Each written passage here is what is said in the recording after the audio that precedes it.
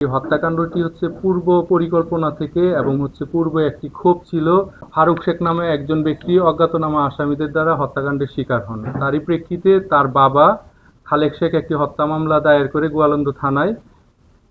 পরবর্তীতে আমাদের রাজবাড়ী জেলা পুলিশের গোয়ালন্দ থানাধীন পুলিশ সদস্য এবং হচ্ছে গোয়েন্দা টিম মেম্বারদের নিয়ে আমরা দক্ষ এবং চৌকস কয়েকটি দল গঠন করে এই তদন্তে নামে।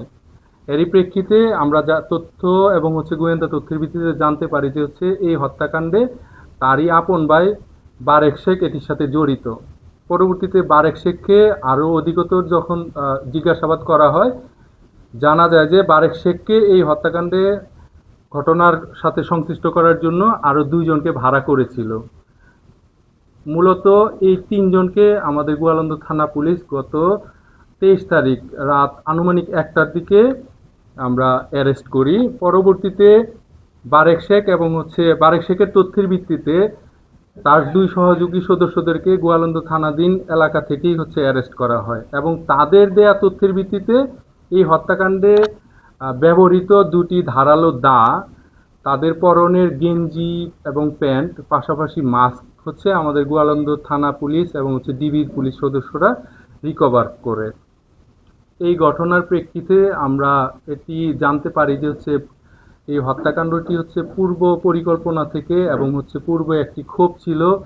এই ভিকটিম তার মায়ের সাথে হচ্ছে খারাপ আচরণ করত, পাশাপাশি হচ্ছে পারিবারিক বিভিন্ন বিষয় নিয়ে হচ্ছে বিরোধ ছিল। তারই ক্ষোভের বহিঃপ্রকাশ হিসাবে বারেক শেখ তার সহকর্মীদের দ্বারা এই হত্যাকাণ্ড সম্পন্ন করে। তিনজন আসামিকে আমরা পরবর্তী আইনি কার্যক্রমের জন্য আদালতে আমরা উপস্থাপন করেছি এবং পাশাপাশি আমাদের অধিকতর তদন্ত কার্যক্রম অব্যাহত আছে। এরকম তথ্য পেয়েছি যে হচ্ছে এই ঘটনার আগের দিন 21শে আগস্ট সন্ধ্যাবেলায় আসামিদেরকে মানে দুইজনকে যারা হচ্ছে এই দুটি দা ব্যবহার করে তাদেরকে 1700 টাকা দিয়েছিল এবং পরবর্তীতে এই ঘটনার পরে আর কি ঘটনার পরে মানে 22 তারিখে তাদেরকে আরও 1300 টাকা প্রদান করেছিল।